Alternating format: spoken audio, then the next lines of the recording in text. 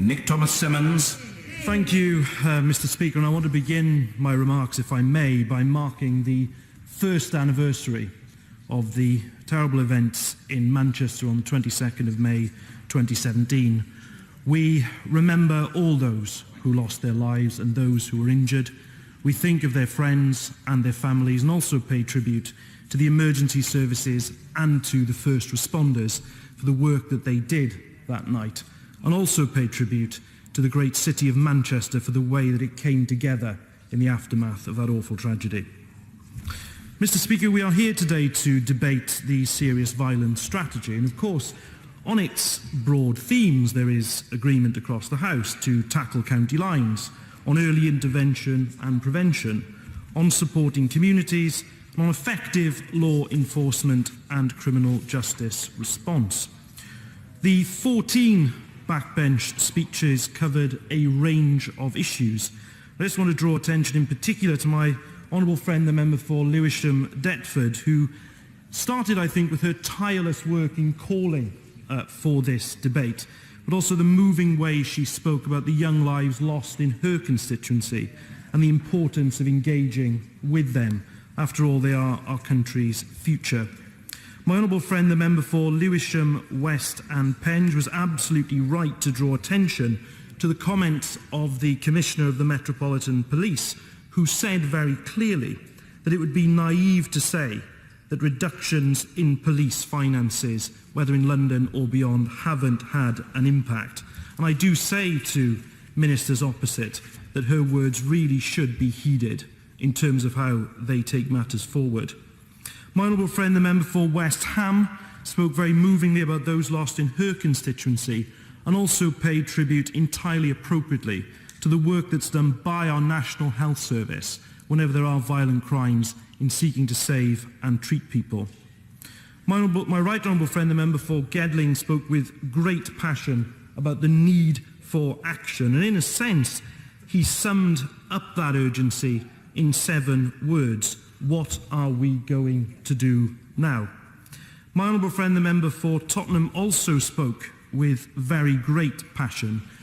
Like him, I have visited the National Crime Agency, and he's entirely right to draw attention to the key issue of tackling serious and organised crime in drugs and firearms, and also to draw attention to the cuts in the border force. My honourable friend, the member for Birmingham Erdington, was entirely right to say that you can't cut 21,000 police officers with no consequences, and the government should not be in denial about that.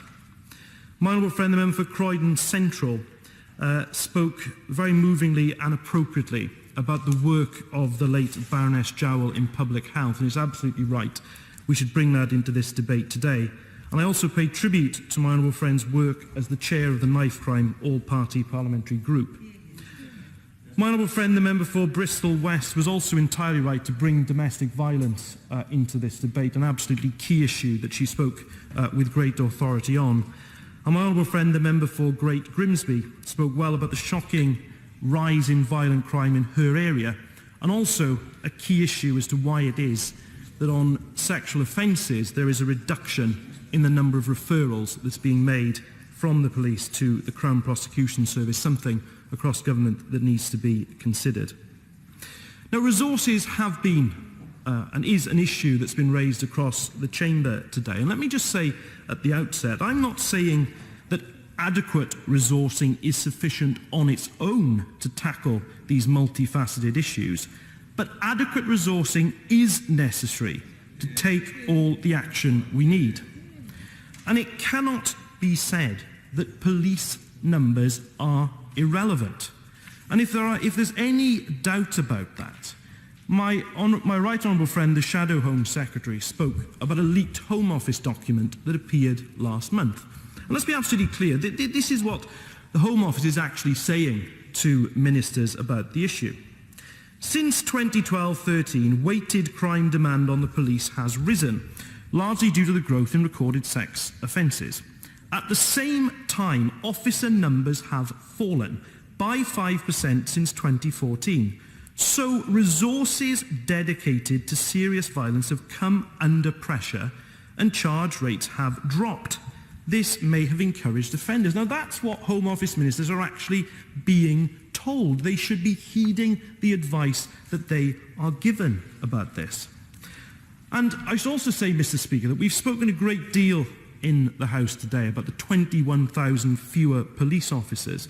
But let's not forget either that over 18,000 police support staff have been cut as well, in addition to over 6,000 community support officers. And the statistics on this really are damning. My right honourable friend, the member for Delyn, who of course himself served with such great distinction in the Home Office, highlighted the figures on violent offending for the year end to December 2017. And he pointed out that there was just under 1.35 million violent offences in that year end to December 2017. That compares to 700,000 in 2009, a near doubling over that period. And indeed, the government's own serious violence strategy also contains some very sobering but pretty clear statistics. The homicide rate, if you look at the 2011-12 period, it's risen from 553 then to 2016-17, the stat is 628. Knife crime offences are up. From just over 28,000 in 2011-12, it's up to over 32,000 in 2016-17.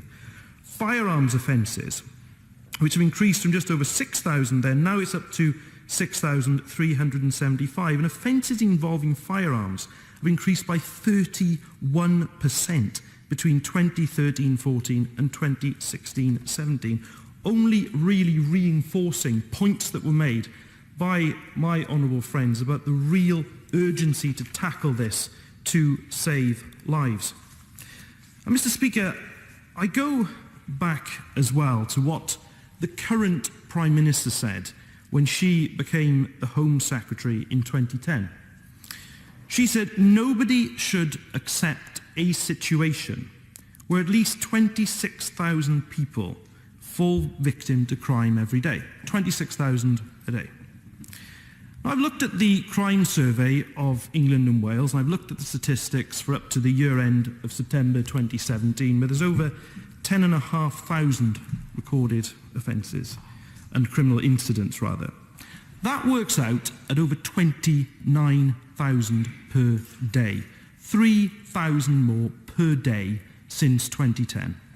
If the Prime Minister tells us that that was unacceptable in 2010, then why on earth should we accept that in 2018? And, Mr. Speaker, those statistics really should make the government want to think about this issue going forward. But let me also say that the issue is about far more than mere statistics. Every statistic I've quoted is about a young life that is either being spoiled or is in danger, young lives that are crying out for intervention. And I do say to ministers, do not dismiss the impact of police numbers. The Metropolitan Police Commissioner makes the link with finances.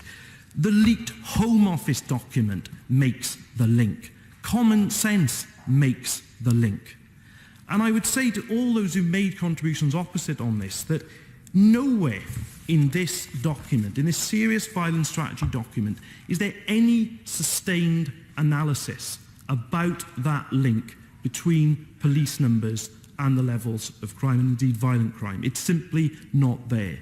And if there was such confidence, the analysis could be put in that document and put before the House, but it isn't there because we all know that there is a link. So I say to the government, listen to the debate today and act so that we can save more young lives.